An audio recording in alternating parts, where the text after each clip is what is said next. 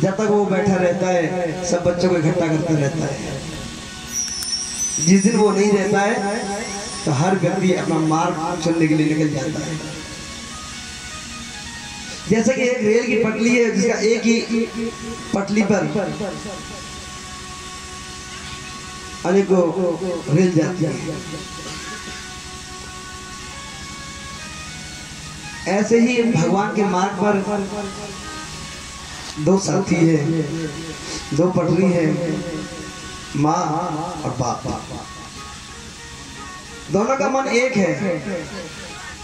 बच्चे को साथते रहते साथते रहते साथते रहते, जिस दिन एक भी पहिया हिल जाता है व्यवस्था खराब होने लगती है।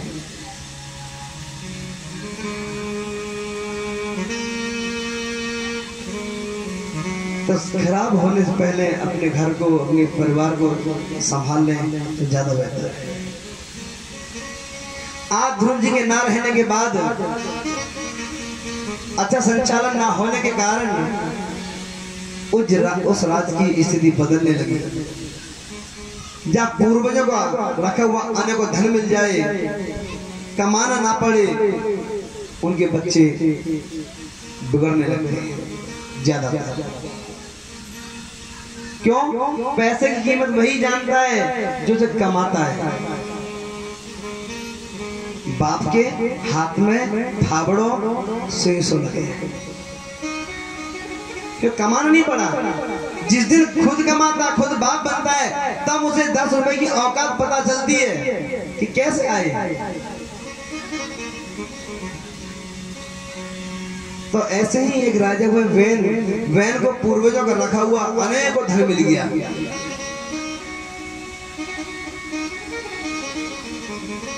अब उस धन का दुरुपयोग करने लगा, शराबपान करना, मांस भक्षण करना, अभद्रता फैलाना, कोई सही राय दे तो उससे उल्टा झगड़ा करना। राजा का बेटा अहंकार ज्यादा, मंदिरों में ताले लगवा दिए, संतों को सताने लगा, ब्राह्मणों से द्वेष करने लगा। अच्छी बात सुहाए ना। आज गांव में यही हो रहा है। बस जरा सी बात हो जाए, एक कीड़ा छटका दिया। बाप ने कैसे कैसे 10 कीड़े रखाए, बेटे का विवाह हो जाएगा, ये संपत्ति बची रहेगी, और फिर ना चलने दे तुरंत आदि बेच रही, फिर और बेच गई, व्यसन पाल लिए, बड़ी बड़ी गालियां निकाल ली। जब कुछ नहीं बचता है तो अपने बच्चों के हाथ में कटोरा दे जाता है, मैंने तो कर लिया और तुम मांग। फिर वही बच्चे जीवन भर उसे गाली देते रहते हैं, हमारे बाप ने कुछ करे हो नहीं। तो आज ऐसी परिस्थिति इस राज्य की हो गई है कि उस पैसे का दुरुपयोग करने लगा, ना अच्छे समाज लगाता है और ना ही अच्छे कर्म में लगाता है, अच्छे लोगों से द्वेष करने लगा, जिसके कारण आज सभी ने श्राप दिया, दुर्वचन बोले और उसका मरना हुआ। तो लेकिन इस राज्य को कौन चलाए? ऐसा करने पर फिर 2 लोगों को चुना गया, पृथु महाराज। अब पृथु जी को महाराज बनाया गया, पृथु जी महाराज बने। प्रजा शरण में आई, महाराज हमारी रक्षा करें। पहले कुकर्मों के कारण ये धरती बंजर हो गई है, खेती ना हुई, यज्ञ नहीं हुए, मंदिर बंद पड़े हैं, यज्ञशालाएं बंद पड़ी हैं, विद्यालय बंद पड़े हैं, गुरुकुल बंद पड़े हैं। खोल दीजिए, धन ले जाओ। तो मंत्रीगण हमारा धन है ही कहाँ? कि जासु राज प्रिय प्रजा दुखारी, सो नृप अवस नरक अधिकारी। जिस राजा के राज्य में प्रजा दुखी है वो राजा नरक का अधिकारी है। राजा ने सोचा ऐसा कैसे हो सकता है, धनुष को उठाया, बाण चढ़ाया, पृथ्वी का भेदन करने लगे। इस बात को देखकर आज मां पृथ्वी घबराई, इसमें मेरा क्या दोष है, मुझे क्यों मारते हो? महाराज जब इंसान कर्म ही नहीं करेगा तो मैं कहां से दे दूंगी?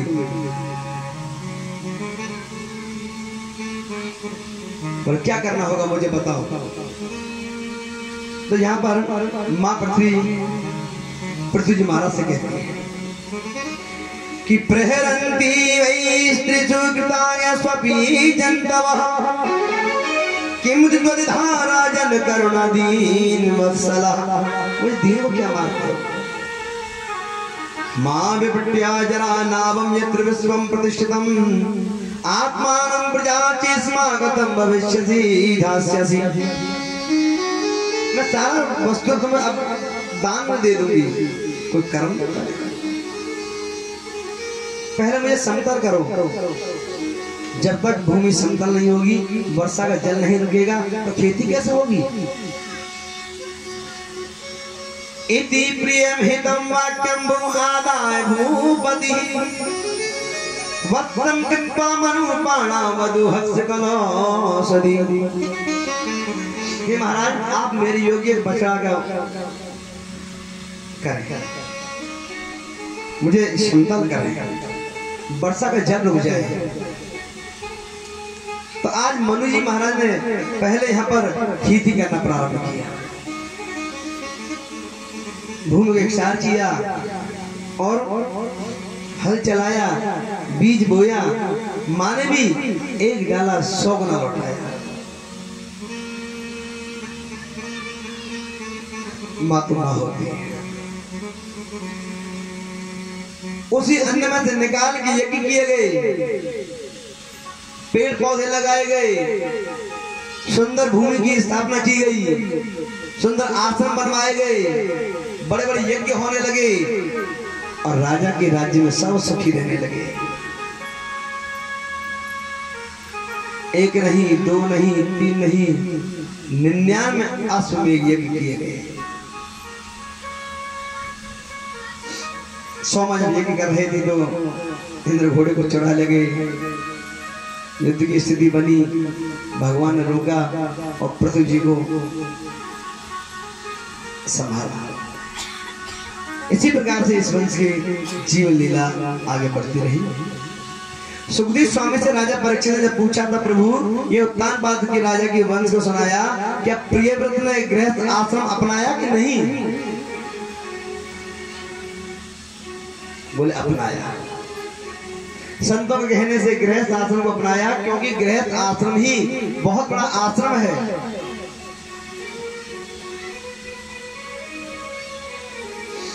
कि प्रिय व्रतो भागवत आत्मा राम कथम मुने गृह अर्मद्यन्मूला कर्म बंध पराभव।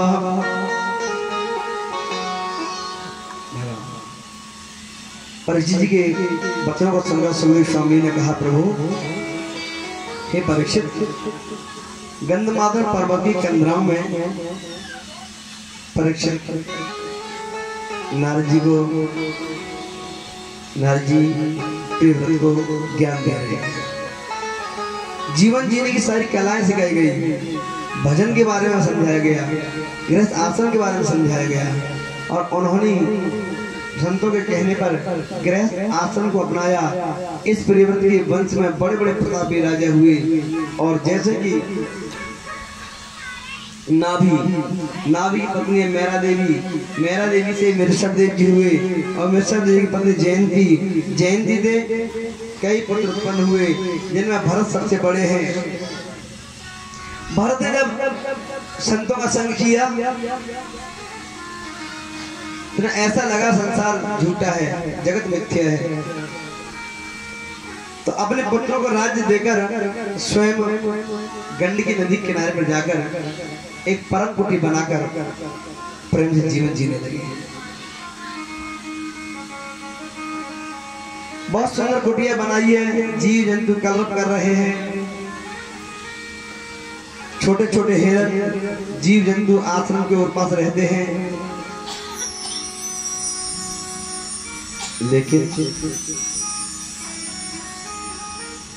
प्रातःकाल एक बार क्या हुआ, भगवान भास्कर को जल देने के लिए नदी में उतरे, घुटने घुटने पानी में खड़े हैं, सामने हिरणी जल पी रही है, पीछे सिंह की आवाज सुनाई दी।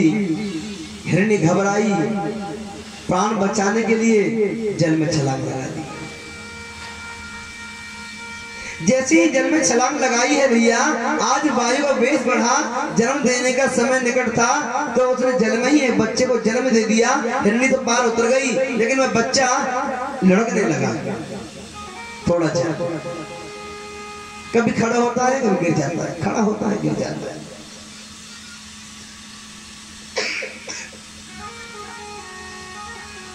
इसी दृश्य को आज भरत जी देख रहे हैं,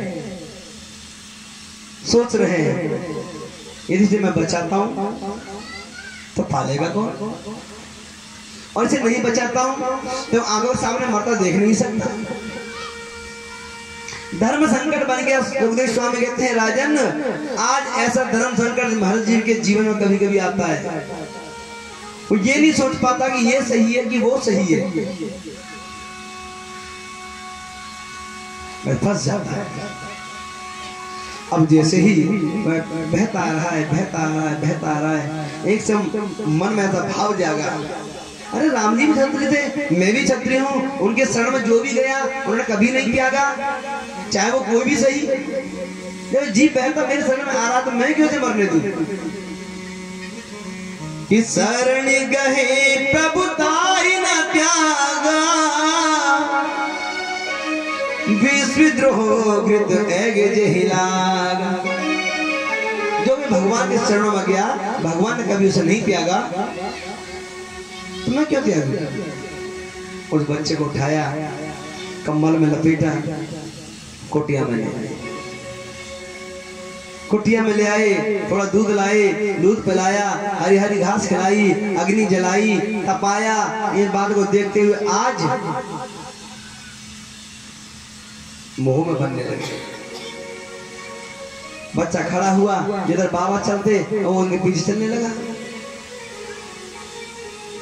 अब धीरे धीरे समय बदल रहा है, बच्चा थोड़ा बड़ा हो रहा है, जिसने जीवन दिया है और जीवन उसके अर्पण है। बच्चा आगे पीछे घूमता रहता है, समाधि बैठते हैं तो गोदी में बैठ जाता है, कभी छोटे छोटे सींगों से खुजलाता है। अब भरत जी सोचते यदि मैं इसे नहीं बचाता तो मर जाता। आज ऐसे बंधन में फंस गए कि इधर ये सोचते हैं मैंने बचा दिया है, मैंने कर दिया है, मेरा बेटा है, मेरा लाडला है। देखते ना कभी कभी घर में छोटे पिल्ला पार ना खत्म हो जाए, झगड़ा करते हैं किसी बात के ऊपर। तो आज ऐसे ही मोह इतना हो गया कि उन्हें एक पल अपने आंखों से ओझल नहीं रहने देते। लेकिन समय का क्या चक्र घुमा, समय का एक पहिया चलता है। समय है कि उस पहिए के साथ किसी का, कि उस पहिए के उस साथ किसी का देखो भाग्य बदलता है। समय का एक पहिया चलता है, समय का एक पहिया चलता है, समय का एक पहिया चलता है। और उस पहिए के साथ किसी का, उस पहिए के साथ किसी का, उस पहिए के साथ किसी का देखो भाग्य बदलता है। समय का एक पहिया चलता है, समय का एक पहिया चलता है।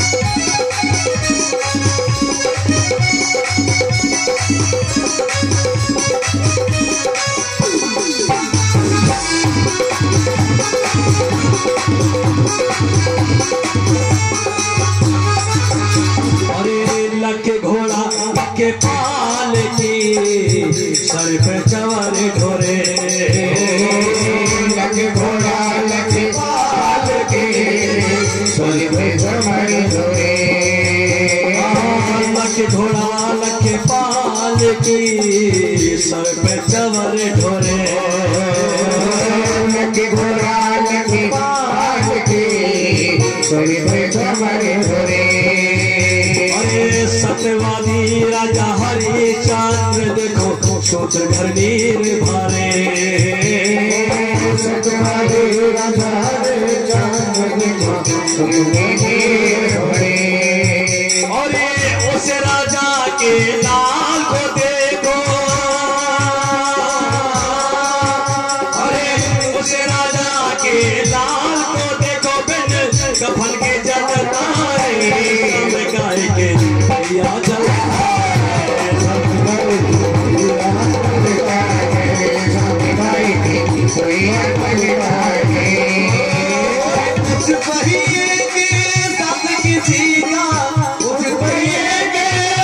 किसी का भाग्य बदलता है सब बढ़िया चलता है।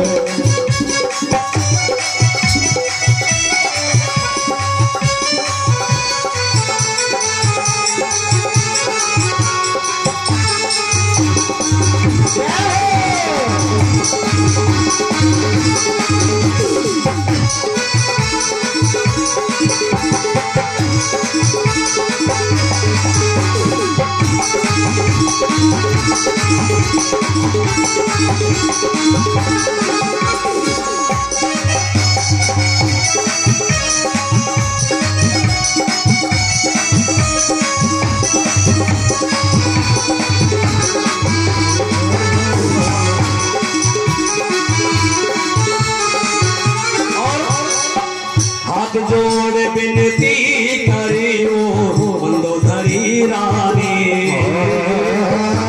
जोड़ बिनती करी वो मंदोदरी रानी।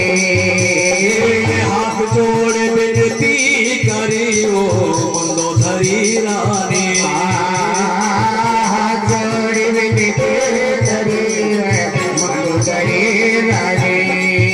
और बार बार समझाया रावण को एक नहीं माने बार बार समझाया रावण को एक नहीं माने। और दर साधु का भेष वो रावण दर साधु का भेष वो रावण मां सिया को छलता है समय काय के सिया चलता